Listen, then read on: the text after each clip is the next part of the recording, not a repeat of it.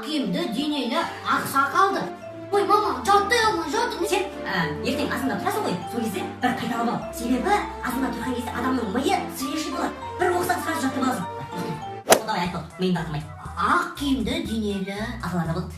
ақ сақалды соқыр қау танымас тірі жанды. Ой, молодец. Үсті басы қалай еді, вообще қиналам.